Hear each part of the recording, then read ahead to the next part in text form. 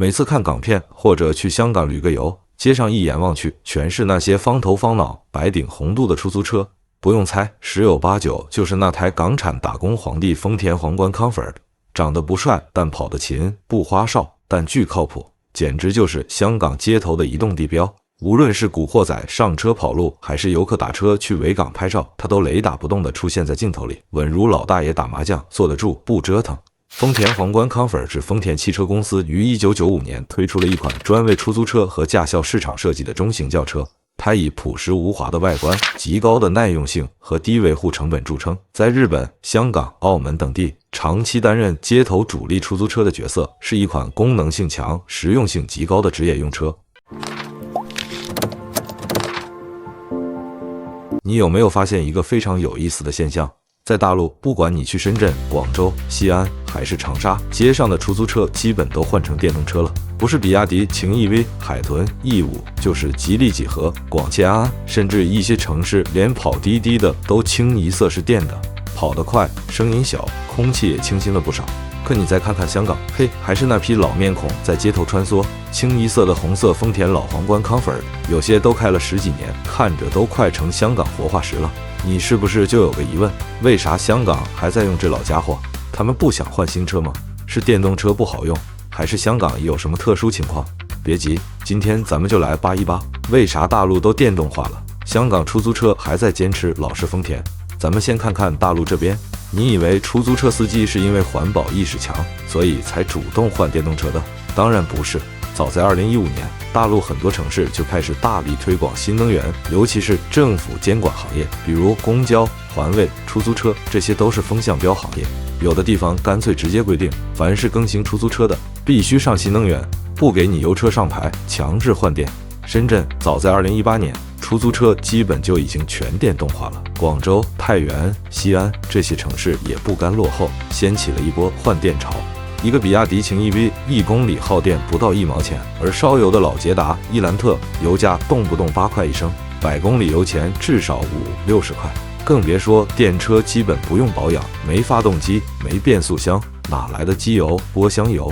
最多换个刹车片。出租车司机一算账，电车跑得越多，省的钱越多，当然愿意换。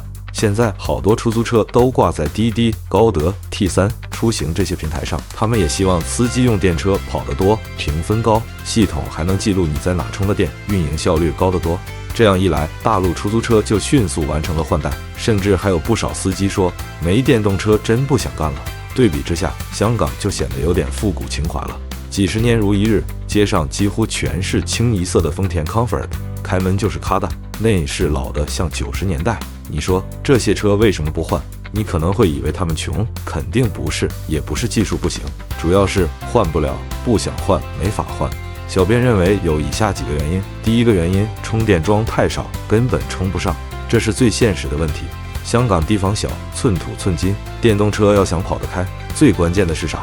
就是得有地方充电。可问题来了，全香港一共才几千个充电桩，快充桩就更少了。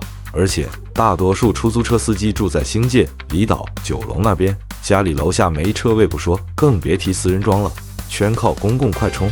不好意思，排队排死你，一充还得几十分钟起步。你让人家跑车的每天跑10几个小时，时间就是钱，谁能等你慢慢充？所以司机直接说用电动车，我不想睡车上。第二个原因，地形复杂，电车不一定好用。香港的路况你可能不了解，跟大陆城市可不一样，上坡多，弯道多，一会中环，一会太平山，一不小心就堵车。电动车看着续航450千米，遇上频繁起步、上坡，空调猛吹，很快就掉到200千米不到。对出租车司机来说，这续航表现根本不稳定，每天都得算着跑，太焦虑了。第三个原因，丰田 Comfort 真的太耐用了。你以为司机不想换，是因为这车还没坏。这车本来就是为出租车设计的，后驱，空间大，简单耐用，配件便宜，全港修车师傅都熟。你就说吧，这车一跑就是20年，跑30万公里不带喘气的，比亚迪E6再便宜，能顶得上它半条命吗？所以不少司机说，老车就像老朋友，虽然旧，但靠得住。换新车反而怕水土不服，修不起，没人懂。最后一个原因，政策不硬，没人逼着换。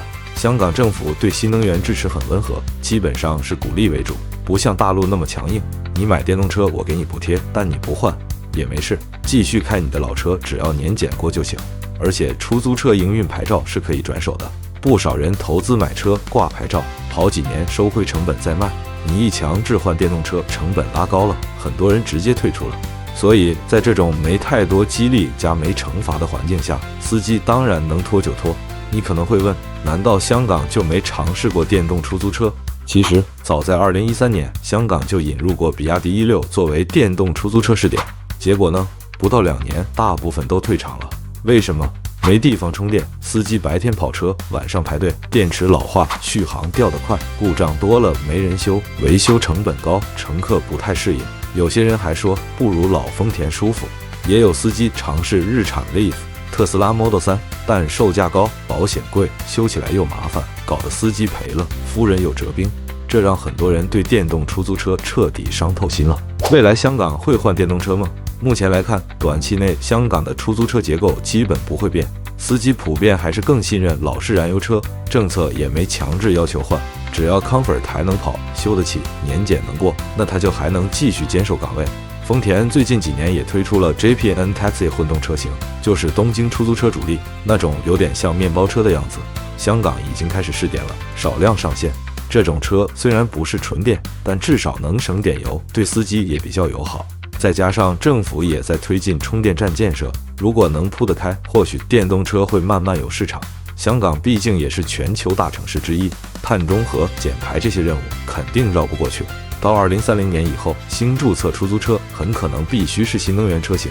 只不过香港步伐肯定比大陆慢，节奏更保守，但方向不会错。可能最后不是电动车赢了老丰田，而是时代让老丰田体面退休了。大陆出租车电动化是政策驱动、市场配合、平台运营的产物，而香港出租车没变是空间限制、制度不同、文化保守的结果。两边都没对错，只是生活方式不同而已。所以别再说香港落后或者香港守旧，他们只是活在一个不一样的节奏里，选择了适合自己的方式罢了。下次你再去香港看到红色老丰田在街头穿梭，不妨点头致意，那可不是旧时代的落后代表，而是一段城市记忆的移动见证。感谢收看本期视频，欢迎点赞关注不迷路，咱们下期再见。